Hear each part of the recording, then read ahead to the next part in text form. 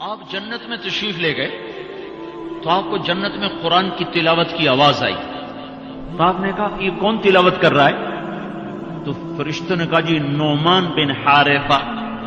نعمان بن حارثہ بڑے صحابہ، پہلے 6 صحابی مدینہ کے جنہوں نے آپ کے ہاتھ پر بیعت فرمائی تھی نبوت کے 11ویں سال، ان میں سے ایک ہے نعمان۔ تو وہ تو مدینے میں بیٹھا ہوا ہے، آواز جنت میں کیسے آ رہی ہے؟ یہاں لاؤڈ سپیکر سے آواز جا رہی، لاؤڈ سپیکر بند کرو آواز آگے نہیں جائے گی۔ نعمان کے پاس کون سا مائک اور سسٹم ہے جس سے مدینے کی تلاوت جنت میں سنائی دے رہی ہے؟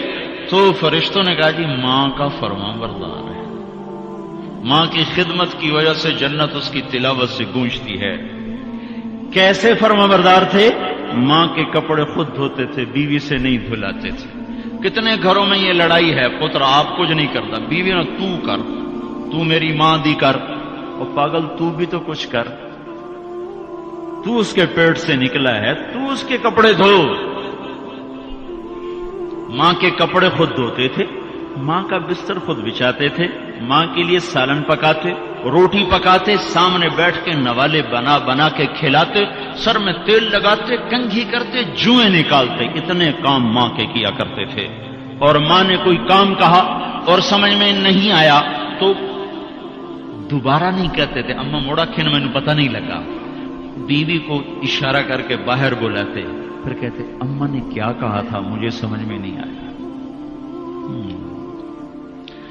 ہائے ہائے بھائیو، مر تو سب نہیں جانا ہے، پر جب مائیں مر جاتی ہیں شیرازے بکھر جاتے ہیں۔ ایک ماں 10 بچوں کو سنبھالتی ہے، 10 بچے ایک ماں نہیں سنبھالتے۔ اور ماں باپ کافر بھی ہوں گے تو اولاد کے لیے ہاتھ اٹھائیں گے تو اللہ آسمانوں پر اٹھائے گا۔ ہاں، ماں باپ ایسی چیز ہے، اللہ تعالیٰ نے کہا تیرے ماں باپ کافر بھی ہوں تو ان کی گستاخی نہ کرنا، اطاعت بھی نہ کرنا، گستاخی بھی نہ کرنا۔ تو بھائیو، موت تو سب کے لیے ہے، سارے ہی مر جائیں گے۔ ماؤں کا مرنا بڑا دکھ ہوتا ہے، لیکن مسلمان کو یہ تسلی ہے کہ ایک دن اللہ جمع کر دے گا۔ جنات عدن يدخلونها ومن صلح من آبائهم وأزواجهم وذرياتهم والملائكة يدخلون عليهم من كل باب سلام عليكم بما صبرتم فنعم عقبى الدار۔